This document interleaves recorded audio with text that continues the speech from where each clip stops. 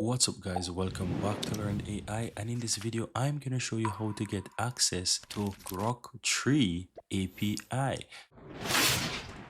So what you want to do, click your profile on the upper right hand side, go to settings.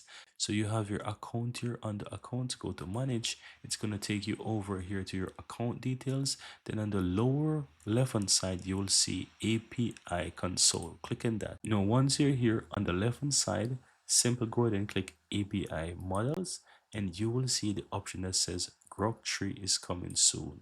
To request early API access to Grok 3, simple send an email to support at x.ai. So if you want access to use the Grok 3 early, you can go ahead and send an email to support at x.ai.